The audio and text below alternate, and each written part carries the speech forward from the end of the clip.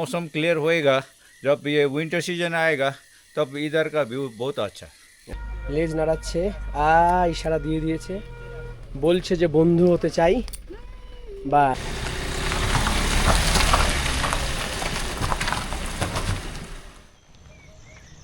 পাহাড়ের কোলে এক সুন্দর সকালে সবাইকে স্বাগতম। পাহাড় আমার কাছে ঔষধ, তাই নিজের উদাসীনতা বিষণ্ণতা নিয়ে বারবার ফিরে আসি এই পাহাড়ের কোলে। আমি আর আমার বউ মিলে নর্থ বেঙ্গল ভ্রমণের উদ্দেশ্যে বেরিয়ে পড়েছি।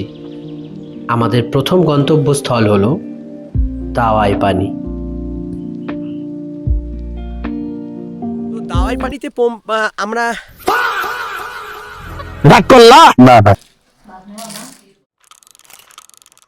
একটা ভুল যেটা আমি করেছি, যার জন্য দাওয়াই পানিতে আসতে আমার একটু লেট, মানে 12:30 মতো হয়ে গেছিলো। তো সেটা যেন তোমরা না করো সেই জন্য তোমাদেরকে বলা। দার্জিলিং থেকে তুমি যদি সিকিম রোডে যাও তাহলে তোমার পড়বে দাওয়াই পানি ভুটিয়া বস্তি নামে একটা বোর্ড। সেটা হচ্ছে তোমার সেই রোডটাতে খুব বেশি হলে 30 থেকে 40 মিনিট লাগতে পারে, 30 মিনিট থেকে 40। তো সেই ভুটিয়া বস্তিটাই কিন্তু থাকার জায়গার মতো সব থেকে ভালো, আর এখানে প্রচুর হোমস্টে আছে। তুমি যদি ভুল করে নিচের ওটাতে চলে যাও, যেটার নাম শুধু দাওয়াই পানি, লোয়ার পোর্শনে যেটা, তাহলে কিন্তু তোমার ওই জায়গায় কিন্তু না ভালো হোমস্টে আছে আর না দেখার মতো কিছু আছে। তো এই ভুলটা যেন তোমাদের না হয়। আমি একটা ভিডিও করি।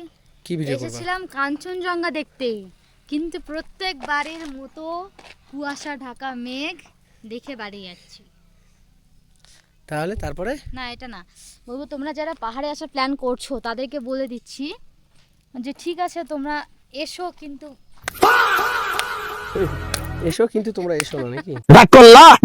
এই হোমস্টের ঘরগুলো কেমন আমি সেটা তোমাদের দেখাচ্ছি না, বরং এই হোমস্টের রান্নাঘর কেমন পরিষ্কার সেটা তোমরা দেখো।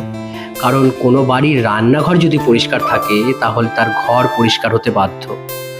আমরা যে সময় এসেছিলাম তখন এই জায়গার কনস্ট্রাকশন চলছিল।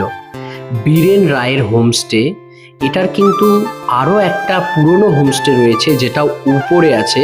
আমরা কিন্তু সেই হোমস্টেতে নেই, আমরা নতুন হোমস্টে যেটা এখন কনস্ট্রাকশন চলছিল সেখানে আছি। তো তোমরা অবশ্যই যোগাযোগ করে যাবে তোমরা কোথায় থাকতে চাও।